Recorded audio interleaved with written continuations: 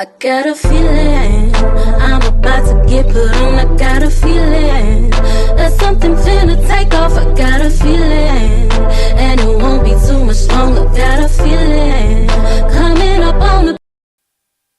Like we always do about this time, I am Kornbread Capone, and this is Unpopular Honesty, the home of brutal honesty and real hip hop music. And today, my special guest is someone who I grew up listening to. In addition to the plethora of albums, he has dipped into podcasts, dipped into radio, dipped into being an author.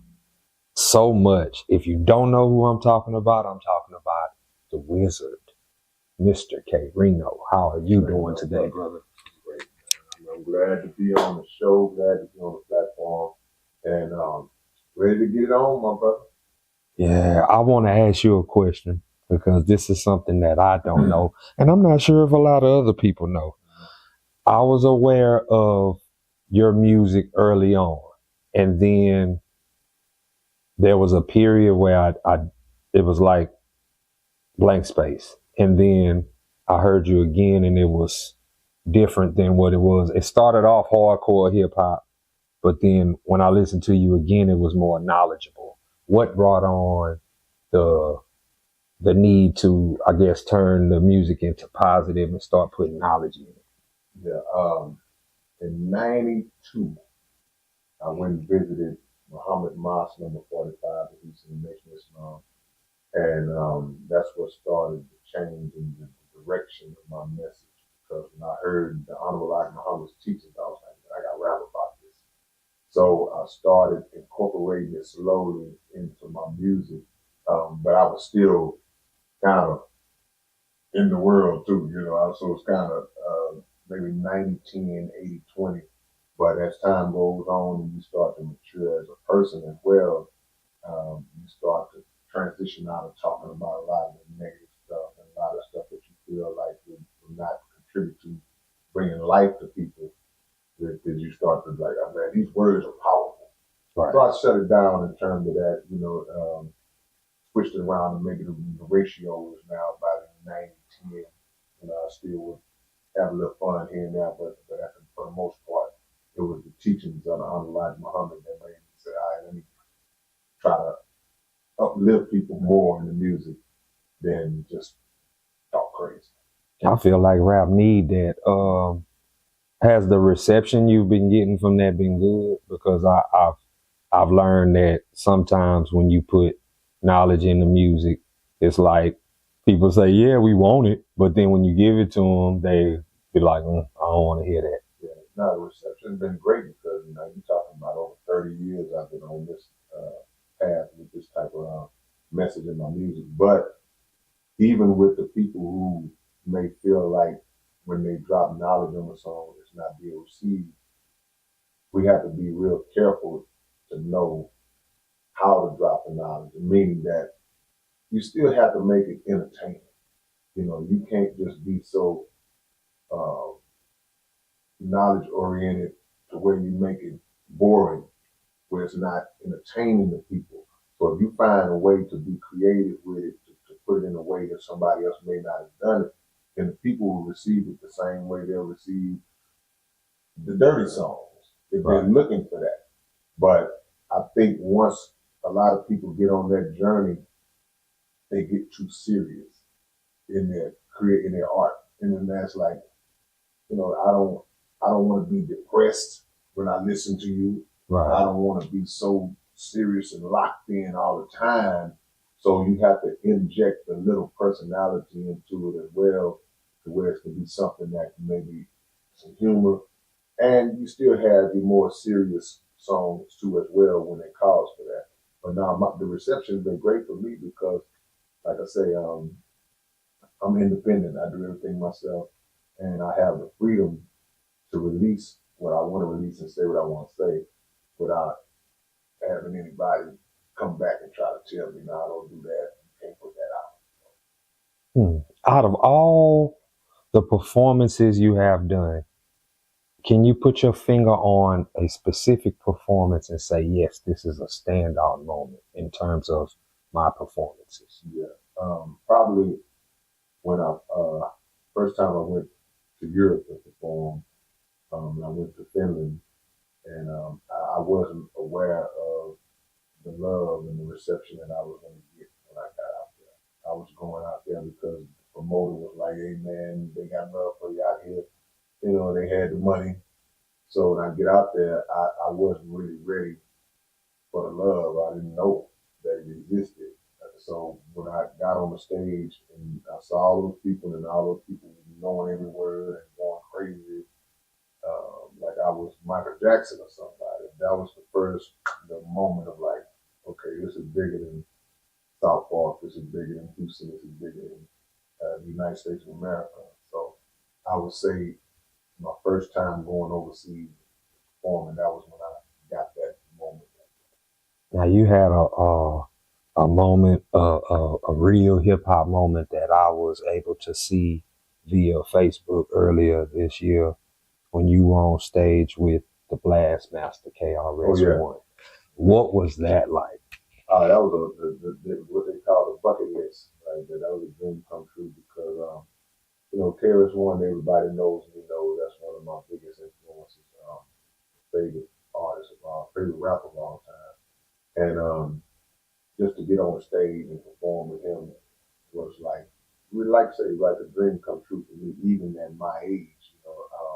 I first met KRS-One when I was 18, 17, 18. And now here I am, 50, in my 50s, getting a chance to perform with this man. And it took me back to being like a young buck again.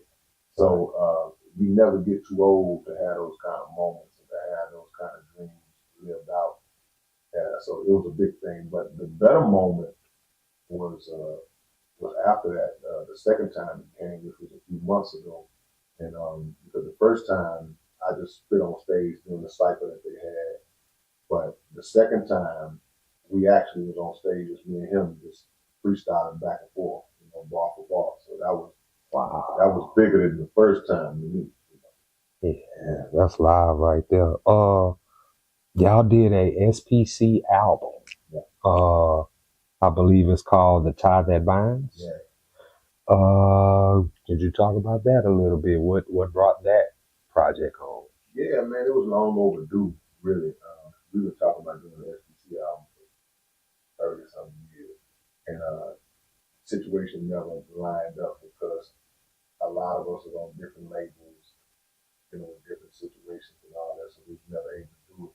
So we decided to try to come back to the table and go for it again, and this time we were able to get it done. We still don't have everybody on there, but it still turned out to be a really good album with the people that did. There's so many of us, man, but they just dropped last week, as a matter of fact, and about 19 songs. So we got a lot of work on that, man. A lot of music on there, and it's different because we've all grown up and matured now. Like we was talking about earlier for the content. If the SPC album would have dropped 30 years ago, it would have sounded more like the South Park Coalition music that we was dropping 30, 35 years ago. We just going in, talking crazy, boom, boom. Now this is more of a grown folks album. It's a life album just based on experiences and things that we talk about that everybody can look at and say, yeah, I've been through that, or I'm living that now. So, but it's also something that even younger generations can relate to as well. So the principles in this album is highly principled, meaning that it's a lot of life lessons in it that people will be able to draw from, mixed in with some dope music. Yeah, I hope y'all go check that out. Now, I want to ask you this, because I ask everybody this. Does Rino have a top 10 best rappers? Top 10? Well, you made it easy on me, man, because you usually say top 5. The top 5 is hard, but yeah, 10, you got, of course, KRS-One, Scarface, Big Daddy Kane, Rakim. That's 4. Um, this is you got Tila Rock. Tila Rock is definitely one of my favorites. Gangsta Nip. That's 6. Willie B, Ghetto Boy. LL Cool J. Was that 8? 7, 8, 8. Can I make Run DMC be 1? You can. Well, we Run and DMC. Okay, Run DMC at 9. And probably the last one is always a monster. The last one is always a monster, man. We'll go with a female artist in that. I'll get back to you on that for the interview I had on it. All right. And I know a lot of people are going to be wondering, because you have a cult fan base of your music, when is your next solo project dropping? Because I'm pretty sure people are going to be wondering about that. Yeah, we got 2. 2? Because, I did a project with my homie Tragic in Canada that we dropped, I think, late last year. And we actually did 2 albums. So the second one will be out early next year. And my solo on my label, my next solo on my label will be out early next year. So probably January on one, February on the other. I've been so busy with the SBC project and other things I've been doing that I haven't even had time to do a solo. And I normally drop 2 or 3 a year. So January and February we hit the ground running in 2025. I just want to say that, like, if you print all your album covers on a sheet of paper and I look at that, I become inspired myself, because that type of work, like, it's only maybe a handful of artists that have your same work ethic. I would say E40 and Zero. You know, definitely. That's my number 10. Thank you. I appreciate it. Zero. If you print those album covers up on a sheet of paper and look, I mean, to me, without listening to anything, just looking at that, I would be inspired off of that just based off the work. But I do want to ask you, what made you get into the radio and podcast space? Man, shout out to my big brother, Brother Brian Muhammad, because my minister and my mentor, Dr. Abdul Halim Muhammad, had a radio show on KPFT for years called Connect the Dots. And Brother Brian would be there either doing security for Minister Abdul Halim, or later on kind of just helping him with the show. So he called me one day and was like, man, they got a spot open at the station. They need another show. He said, man, you'll be perfect for it. I'm like, man, I ain't doing it. Oh, bro, you'd be perfect. I said, nah, that ain't my thing. I ain't gonna do it. So I hung up with him. It seemed like 5 minutes later, I thought about it. I was like, you know what? Maybe I can do it. Just do commentary, and it'll give me a chance to kind of relay messages that I want to relay. And I know that KPFT is a community station, and they don't handcuff you. Right. So I would have freedom to say a lot of things that I wanted to say. So when I thought about it, I called him back. And then I was plugged in, and we did the Rino radio. We did it for a few years, and right before COVID. And then I transitioned into the podcast space after I left the radio thing go. And I've been doing a podcast, Underground Dialogue, for 2 years, coming up on 2 years now. Yeah. That Underground Dialogue is special, man. Well, outside of the music, no, I have to ask you about the books, because I was in this store. We have this store in my neighborhood called Sunrise, and they sell records and old CDs and stuff. And I was in there, and I actually saw your book in there, and I was like, wow. You know, it kind of, I wasn't expecting that book to be in the store in my neighborhood. But what made you write a book? Man, for years people said, man, we gonna write write a book. I'm like, man, I don't even know what to talk about. I mean, I had no thought in my mind what I could write a book about. I felt like I wanted to, but when the pandemic hit, I found myself with a whole lot of idle time, and someone was just like, man, just write about you, write about your life up until this point. So I just started from as far back as I can remember, and just brought it all the way up to the current moment at that time, and it started flowing because I mean, of course, everybody knows their own life story. So you know, my only issue was to make sure that I didn't exaggerate anything, to make sure that I remembered everything as accurately as I thought I was remembering it, and I made it happen, man.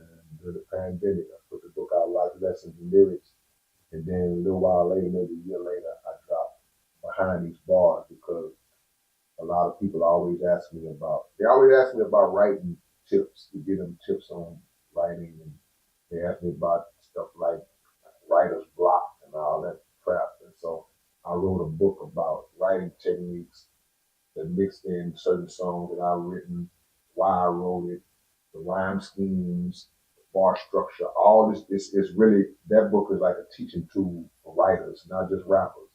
So um, the ideas came to me that made sense to write a book about, and that's where those two books came. I want to ask you, what has been the best out of your entire career? What has been the best moments or the standout moments? That's the best way to put it. What have been the standout moments in your career? Man, God has blessed me with so many. It's hard to really pinpoint, but I think just a lot of my international travels have been like big for me because you know you just a regular dude come from the hood. You don't really expect for the music to take you as far as it took me. You know, if you're on a major record label, yeah, okay, they'll create that. You got a lot of money to kind of just finance it yourself, yeah.